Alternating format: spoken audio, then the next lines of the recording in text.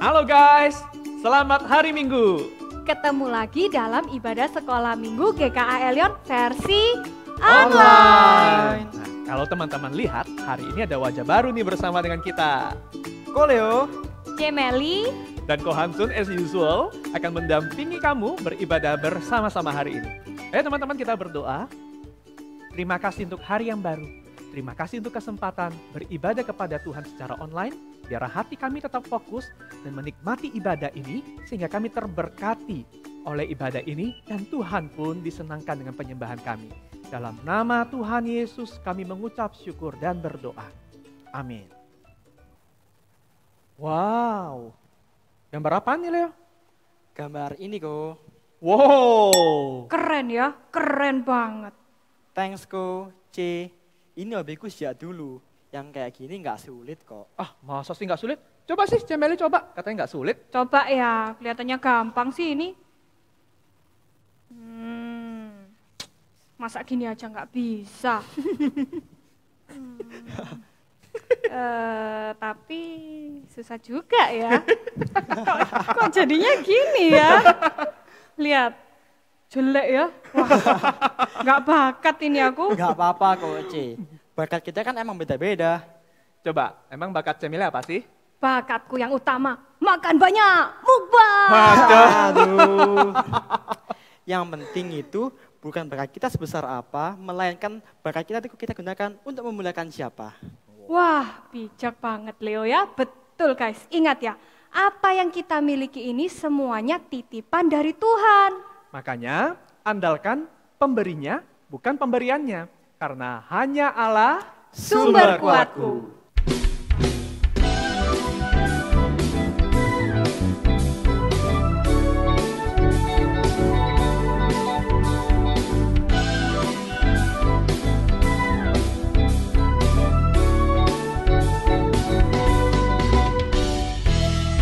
Hanya kau milikku di surga. Tiada yang ku ingini di bumi, hanya kau. Tak ku andalkan, Tak ku andalkan kekuatanku, namun yang pasti Kau tetap selamanya Allah sumber kuatku, Allah sumber kuatku, Allah sumber kuatku dan bahagiaku selamanya, selamanya.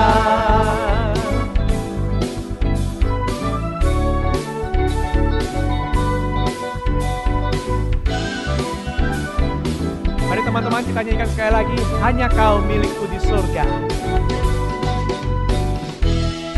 Hanya kau milikku di surga. Tiada yang ku ingini di bumi, hanya kau. Tak ku andalkan kekuatanku, namun yang pasti Kau tetap selamanya Allah sumber kuatku, Allah sumber kuatku, Allah sumber kuatku dan bahagiaku selamanya. Allah sumber kuatku, Allah sumber kuatku, Allah sumber kuatku dan bahagiaku selamanya, selamanya.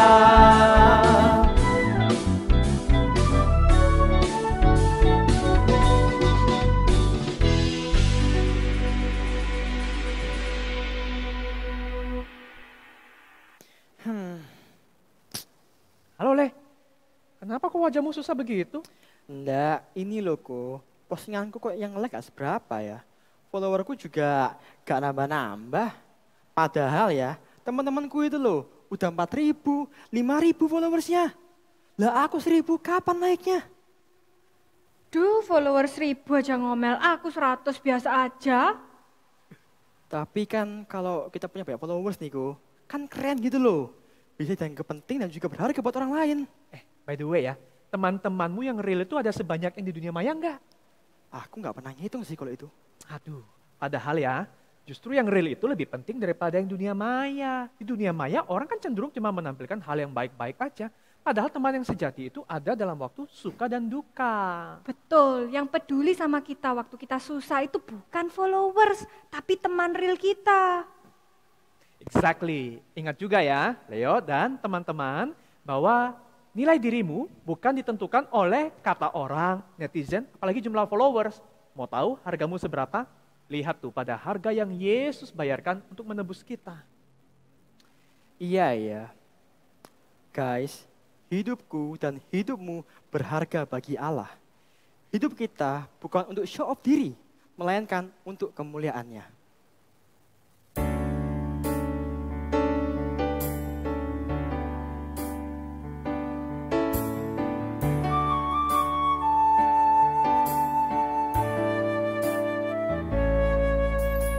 Hidupku berharga bagi Allah. Tiada yang tak berkenan di hadapannya. Dia ciptakan kau seturut gambarnya. Sungguh terlalu indah kau bagi dia.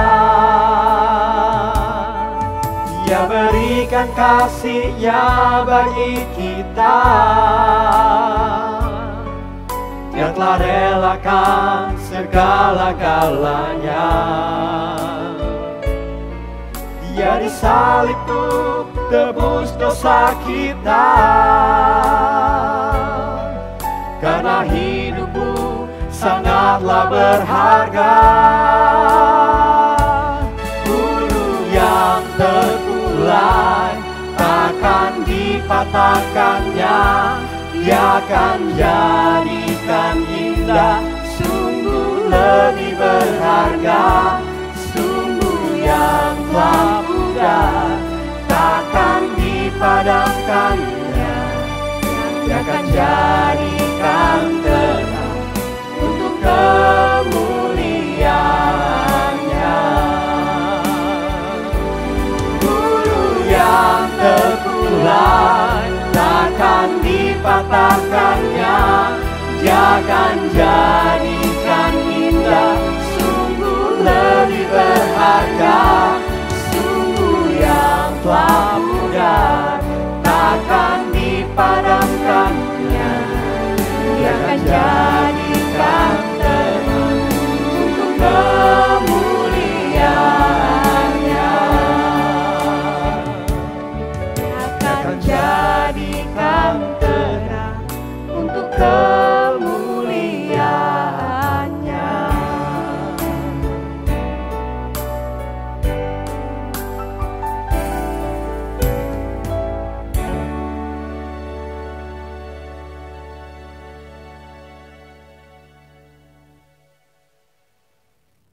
Kat, Halo guys, yuk kita berdoa sebelum dengar firman Tuhan.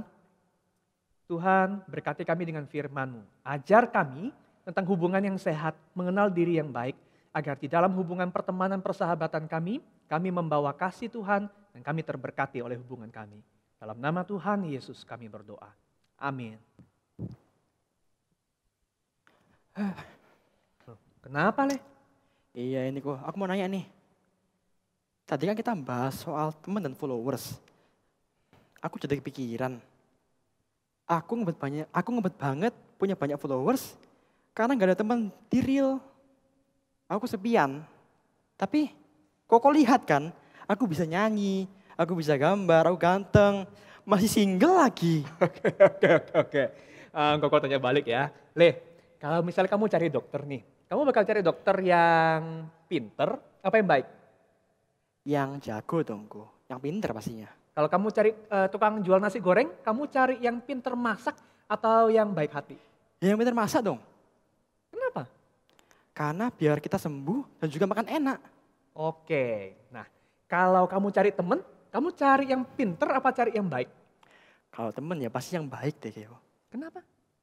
Karena ketika kita berteman, kan bukan soal keterampilan, tapi kepedulian. Exactly. Nah, ini kuncinya, Le. Nah, coba nih ya. Kamu baca tuh. Matius 7 ayat 12. Teman-teman di rumah juga perhatiin ya. Matius 7 ayat 12. Coba baca. Segala sesuatu yang kamu kehendaki supaya orang berbuat kepadamu, perbuatlah demikian juga kepada mereka. Itulah isi seluruh hukum Taurat dan kitab para nabi. Exactly. Tuh, ayat ini ngajarin apa? Apa yang kamu harapkan orang lain berikan, kamu juga berikan. Tapi ayat ini bukan ngomong soal timbal balik. Ayat ini ngajarin begini nih. Kamu ini ya, kita ini sudah nerima apa yang kita nggak pantas terima dari Tuhan. Dan Tuhan waktu ngasih kebaikan buat kita, itu kan nggak lihat iman kita. Kamu Kristen apa enggak? Oh kalau kamu Kristen ya, kamu dikasih panas. Tapi kalau kamu bukan Kristen, kamu dikasih banjir. Gitu nggak Tuhan? Enggak kan? Enggak. Tuhan bahkan memberikan Yesus buat kita waktu kita masih berdosa. Nah intinya begini nih Le, waktu Tuhan ngajarin, perbuatlah apa yang kamu harapkan, orang lain juga lakukan pada kamu, yaitu kamu melakukan sesuatu, itu fokusnya bukan dirimu. Fokusnya mau jadi berkat buat orang lain. Tapi alasannya karena kamu sudah diberkati oleh Tuhan. Nah begini nih. Tadi kan kamu bilang ya, kalau kamu cari teman, itu kan fokusnya pada kepedulian. Maka kamu tahu, teman itu soal relasi. Kamu kasih dong kepedulian itu buat mereka. Kalau cari teman karena keterampilan itu modus ya. Berarti ada maunya, kita manipulasi, kita manfaatin. Mencari dokter dan tukang masak itu tadi, itu kan hubungan profesional ya, makanya berbayar kan. Tapi kalau soal teman, itu bukan soal untung rugi, itu soal hubungan. Ada ungkapan yang berkata, no one care how much you know until they know how much you care. Jadi orang tuh gak peduli, kamu tuh ganteng, pinter, followersnya dikit, followersnya lumayan ya, bisa nyanyi, bisa gambar. No, bukan itu. Fokusnya itu bukan kemampuanmu.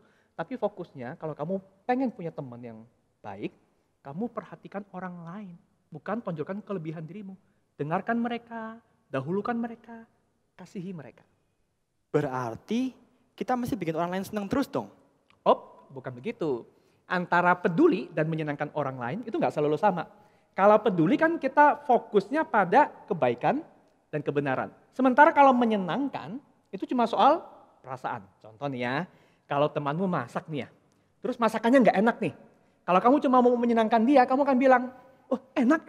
Padahal sebenarnya nggak enak banget ya. Tapi kalau kamu betul-betul peduli pada dia ya, kamu akan menyampaikan apa yang benar. Bahwa makanannya kurang enak, masih perlu improvement. Tapi kamu sampaikan dengan kasih, ungkapkan yang baik. Tujuannya apa? Supaya temanmu bukan senang ya, tapi supaya temanmu berubah menjadi lebih baik. Oh gitu, tapi nggak gampang ya kok. Memang, but love will find its way ya. Jadi kalau kamu punya kasih di dalam hatimu kepada orang lain, kamu akan mampu untuk melakukannya. Ini sih memang butuh perjuangan ya. Karena di dalam diri kita masing-masing kita tuh punya tantangan. Tantangan apa nih kok? Tantangannya itu soal mencari kepuasan dan kebahagiaan. Nah kesalahannya itu loh ya. Kita itu sering mengharapkan orang lain yang menyediakan kepuasan dan kebahagiaan buat kita. Jadi kalau kita berteman, kita baik sama teman, kita itu sering ada maunya nih. Waktu kita baik sama orang lain juga kudu baik sama kita. Jadi kalau mereka membalas kebaikan kita, mereka bermanfaat buat kita, baru kita seneng, aku mau nih sama teman ini. Tapi kalau enggak, wah ngambek deh. Coba nih, kalau kamu punya teman ya, kamu udah like postingannya, kamu follow dia, boro-boro like postinganmu, follow back aja enggak, gimana tuh? Jadi malu sih kok. Kerasa ya. Satu lagi Le, kita ini manusia berdosa ya. Orang berdosa itu, orang yang gak sempurna kan. Kita punya kecenderungan hati kita itu jelek. Hati kita ini hampa, kosong, minta diisi. Tapi jeleknya, kita itu minta diisi oleh orang lain. Yang seharusnya itu cuma bisa diisi oleh Tuhan. Kita minta perhatian orang lain, pengertian orang lain, kebaikan orang lain. Tapi kan gak mungkin orang bisa terus-terusan. Sama-sama manusia berdosa, sama-sama manusia lemah. Ada waktunya capek, lelah gitu kan. Hanya Tuhan yang bisa mengisi kekosongan hati.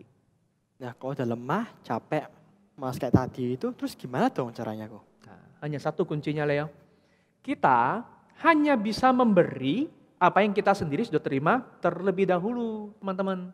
Jadi kalau kita mau mengasihi dengan tulus, bukan karena modus ya, ada apa-apanya, kita mesti ngalamin dulu apa itu kasih yang tulus. Kasih dari Tuhan. Kita ini bukan punya kelebihan apa-apa yang buat Tuhan sayang sama kita. Jadi kalau Tuhan sayang sama kamu, sayang sama teman-teman, ya. Kalau kita udah terima kasih yang seperti itu, kita baru tahu seperti apa caranya mengasihi dengan tulus. Kita baru bisa belajar mengasihi dengan tulus. Seperti Yesus mengasihi. Seperti Tuhan Yesus ya aku. Nah, kayak apa itu contohnya? Nih, coba ya. Ini contoh dari seorang manusia biasa ya. Dari seorang yang bernama Barnabas. Yuk kita baca sama-sama yuk Kisah Para Rasul pasal 4 ayat 32 sampai 37. Gantian ya, Lea. Pokok dulu terus Leo ya. Teman-teman mari kita perhatikan ayat ini. Adapun kumpulan orang yang telah percaya itu, mereka sehati dan sejiwa, dan tidak ada seorang pun yang berkata bahwa sesuatu dari kepunyaannya adalah miliknya sendiri. Tetapi segala sesuatu adalah kepunyaan mereka bersama. Dan dengan kuasa yang besar dari Rasul memberi kesaksian tentang kebaikan Tuhan Yesus, dan mereka semua hidup dalam kasih karunia yang melimpah-limpah. Sebab tidak ada seorang pun yang berkekurangan di antara mereka, karena semua orang yang mempunyai tanah atau rumah menjual kepunyaannya itu dan hasil penjualan itu mereka bawa. Dan mereka letakkan di depan kaki Rasul-Rasul, lalu dibagi-bagikan kepada setiap orang sesuai dengan keperluannya. Demikian pula dengan Yusuf, yang oleh rasul-rasul disebut Barnabas, artinya anak penghiburan, seorang Lewi dari Siprus. Ia menjual ladang miliknya, lalu membawa uangnya itu dan meletakkannya di depan kaki Rasul-Rasul. Nah tadi kita baca, ini kisah seorang yang disebut Barnabas, anak penghiburan. Ini bukan nama aslinya loh ya, karena nama aslinya itu Yusuf. Barnabas itu nama julukannya. Wah, kalau di sekolah aku sih nama julukan itu pasti jelek-jelek sih ku. Ada yang panggilannya nama papanya, Budi, ada si Sipit, si Gendut. Ya pokoknya bullying deh. Wow, that's terrible. Tapi yang kita baca ini bukan julukan yang bullying ya. Karena ini justru mereka merasakan hal yang baik dari Barnabas, makanya dikasih julukan ini. Barnabas kan artinya anak penghiburan tuh. Tahu nggak apa yang dia lakukan sampai dijuluki anak penghiburan? Wah tuh, apa tuh ku? Nah tadi kita lihat ya, Barnabas itu menjual ladangnya loh. Dan dikasih untuk orang-orang yang sebenarnya belum dekat benar, tapi untuk orang-orang yang membutuhkan. Nih, kamu bayangkan ya, semurah hati itu. Gak gampang loh bermurah hati pada orang yang gak kenal. Kalau kamu punya tabungan nih ya, misalnya tabunganmu 1 juta, kamu maksimal berani kasih berapa sih buat orang yang paling kamu kasihi? Maksimal sih 10% ya. 10%? Udah maksimal itu ya? Maksimal itu. Dan itu pun masih milih-milih kan, gak semua orang kamu berani kasih 10% itu kan, mesti teman yang baik banget ya, baru kamu berani rela kasih gitu. Nah kamu tahu kan, gak mudah kan berbagi sebesar itu, bahkan dengan orang yang paling dekat sekalipun. Apalagi dengan orang gak kenal. Dari mana asal kemurahan hati seperti ini? Nah yang kedua nih ya, selain yang kita baca, Barnabas itu pernah diminta oleh Tuhan untuk mendampingi Saulus. Nah, kamu tahu Saulus itu mantan pembunuh orang-orang Kristen kan? Dia ambisi sekali. Sampai waktu dia dijumpai oleh Tuhan, nah Tuhan itu membuat Saulus buta kan? Kemudian Barnabas itu yang Tuhan minta, dampingi dia. Barnabas awalnya ragu, tapi Tuhan minta Barnabas dan Barnabas yang maju. Padahal ya, Paulus itu udah dimusuhi oleh banyak orang Kristen. Kamu bayangin ya, kalau kamu punya orang yang pernah nyakitin hatimu, kamu benci banget. Gampang gak buat ngampuni? Kayaknya enggak sih deh. Bayangkan, buat ngampuni aja kita penuh pergumulan ya, walaupun kita perlu belajar ya. Bayangkan Barnabas bukan disuruh mengampuni, tapi disuruh mendampingi seorang pembunuh. Nah ini gak gampang banget, butuh keberanian. Jadi kita bukan cari teman yang sekedar ngasih manfaat. Ini bukan boro-boro manfaat, ini malah menyesakkan ya. Dan kalau Barnabas mendampingi Paulus, dia juga punya potensi dimusuhi oleh orang-orang Kristen lainnya. Orang-orang takut kok sama dia. Tapi kamu tahu, justru berkat Barnabas lah. Paulus yang awalnya adalah musuh orang-orang Kristen, akhirnya diterima. Dan ini gak makan waktu bentar loh ya, ini makan waktu panjang. Dan yang ketiga nih lah ya, ada satu hal lagi yang paling luar biasa itu ya. Yang nolong Paulus itu kan Barnabas ya. Tapi pernah Paulus itu berseteru, bertengkar sama Barnabas. Tuh. Bertengkar? Iya. Tadi katanya Paulus yang nyamperin Barnabas. Kok bisa bertengkar? Iya tuh. Hebat kan? Yang ditolong, yang malah bertengkar ya. Tapi ini bukan soal salah benar ya. Jadi ini ceritanya Barnabas sama Paulus itu pernah punya pengalaman ngajak satu anak muda namanya Markus. Mereka jalan pelayanan bareng, tapi Markus rupanya nggak tahan, mungkin medannya sulit ya. Jadi dia meninggalkan pelayanan di tengah-tengah, dia pulang duluan. Nah, waktu mau pelayanan berikutnya, si Barnabas sama Paulus itu selisih pendapat. Paulus tuh pikir, kita pelayanan berikutnya nggak usah ngajak orang nggak komitmen, berat nanti daripada kecewa. Sementara Barnabas tuh pikirnya, kok gitu, jangan begitulah. Kita kasih kesempatan lah anak muda ini. Nah, ini bukan soal salah benar ya. Paulus mau fokus pada misi, sementara Barnabas mau fokus menolong Markus untuk bertumbuh. Nah, kamu tahu nggak? Markus itu yang nulis Injil Markus loh. Oh ya, aku baru tahu sih. Nah, Markus ini. Bayangkan kalau nggak ada Barnabas yang mau menerima Markus, mendampingi dia sampai bertumbuh jadi dari orang nggak berkomitmen sampai menjadi orang yang melayani sepenuh hati, nggak ada tuh Injil Markus hari ini. Dan Paulus juga di akhir hidupnya ya, waktu di penjara, dia pernah ngomong, dia minta agar Markus itu dibawa berjumpa dengan dia karena buat dia pelayanan dan kehadiran Markus itu amat berarti. Tuh, hidup seorang anak muda bernama Markus itu bisa berubah karena Barnabas. Wow, Barnabas ini benar-benar anak penghiburan ya, Go. Ya, Leo dan teman-teman di rumah, kamu juga bisa jadi Barnabas, menjadi anak penghiburan bagi banyak orang. Wah, gimana caranya itu? Nah, ingat ya tadi ya, prinsipnya apa? Kita hanya bisa memberi apa yang kita miliki. Yesus mengasihi kita dengan tulus. Jadi kalau kita punya kasih Yesus yang tulus di hati kita bisa belajar juga untuk menyalurkan kasih yang tulus itu kepada banyak orang. Maka fokusnya gini, jangan tonjolkan dirimu, kelebihanmu. Jangan show off diri, bisa nyanyi, ganteng, followers sedikit. Followersnya lumayan lah ya. Jangan pamer apa yang kamu miliki. Tapi tunjukkan apa? Yesus yang hidup di dalammu, kasih yang tulus. Angkatlah orang lain. Nih, Koko punya cerita, ini cerita penutup nih ya. Ini ada cerita tentang suami istri sesama musisi. Suaminya ini musisi, istrinya penyanyi. Wah, istrinya jago nyanyi, setiap hari suka nyanyi. Amazing Grace. Oh, aduh, serius gitu ya. Tapi si suami ini telinganya sensitif, dia kan musisi ya, perfeksionis. Setiap kali dengar istri nyanyi, dia mesti kritik. Aduh tunggu, aduh suaramu nih fals di sini, naikin dikit. Aduh ini kurang lambat, ini kurang pelan, ini dinamikanya kurang hidup. Aduh selalu kritik. Lama-lama istrinya jadi malas nyanyi. Tiap kali nyanyi dapatnya kritik. Udahlah, gue nggak usah nyanyi aja. Akhirnya dia nggak pernah mau nyanyi lagi. Sampai akhirnya suatu kali suaminya meninggal. Tapi meninggal bukan karena istrinya mangkel terus dibunuh, bukan loh ya. Nah ini singkat cerita, si istri akhirnya menikah lagi, tapi kali ini menikah dengan tukang ledeng. Nah tukang ledeng itu nggak punya telinga yang perfeksionis ya. Karena setiap hari dia cuma kerjanya tong, sehingga justru peka ya, budek mungkin ya. Tapi setiap kali dia pulang kerja, dia dengar istrinya menyanyi.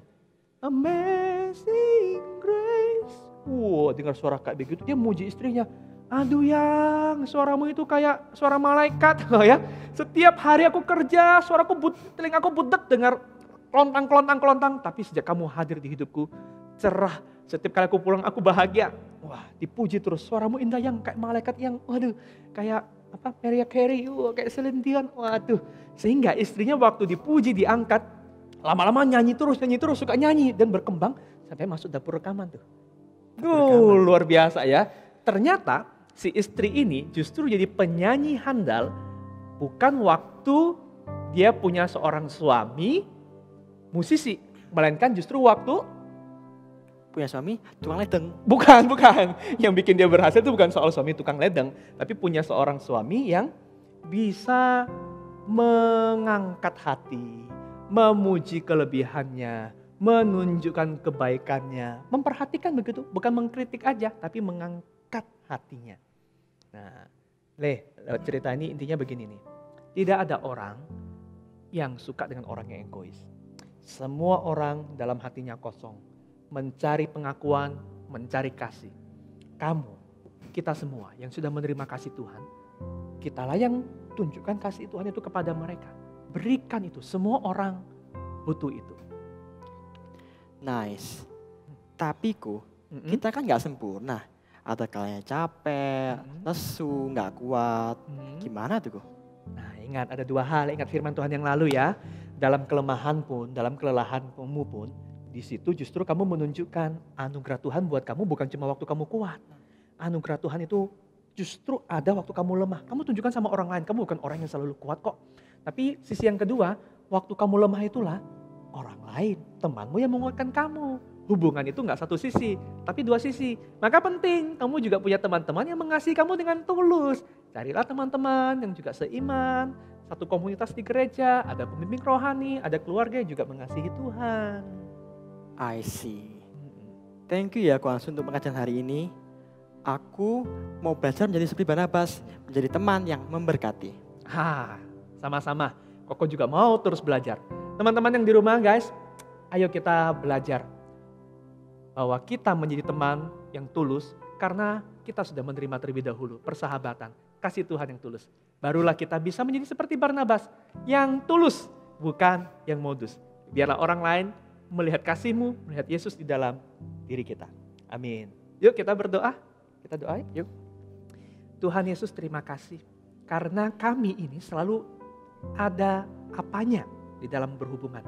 Tapi Tuhan mengajarkan kepada kami kasih yang tulus, menerima apa adanya. Kini ajar kami, seperti kami sudah terima kasih yang tulus, kami juga mau tunjukkan kasih Tuhan yang tulus kepada orang lain. Dengan demikian, waktu kami bersahabat, kami berteman, orang merasakan kasih Tuhan. Dengan demikian hubungan yang baik terbentuk karena kami mendahulukan, kami mengangkat orang lain dengan kasih dan kebenaran. Berkati juga Leo dan teman-teman di rumah, agar lebih peduli kepada teman yang real dan bukan hanya followers di dunia maya. Dalam nama Tuhan Yesus kami berdoa. Amin. Amin. Teman-teman, ayat hafalan hari ini dari Matius 7 ayat 12. Segala sesuatu yang kamu kehendaki supaya orang perbuat kepadamu, perbuatlah demikian juga kepada mereka. Itulah isi seluruh hukum Taurat dan kitab para nabi. Mari teman-teman, berikan kasih-Mu, dahulukan sesamamu, supaya kita menjadi teman yang baik dan menyatakan nama Yesus. Amin. Teman-teman, Tuhan Yesus adalah sahabat sejati kita.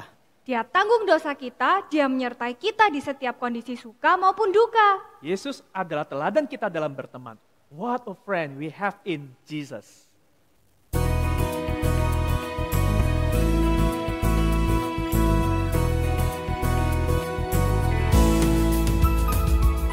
What a friend we have in Jesus.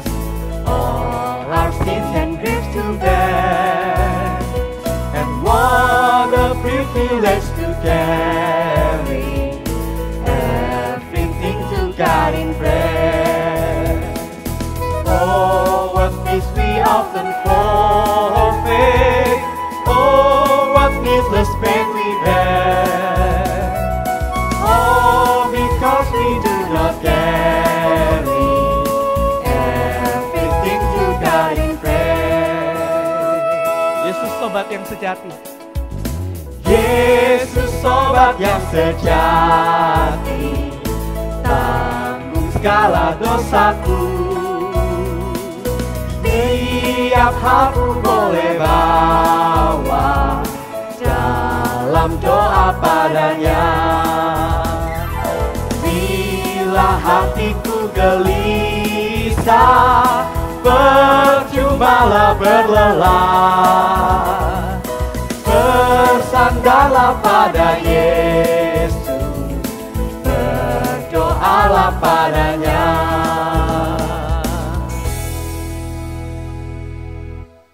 Guys, sampai sini ibadah kita. Sampai jumpa kembali minggu depan di Sekolah Minggu GKLM versi Online. Jangan lupa subscribe, like, dan aktifkan loncengnya. Bye!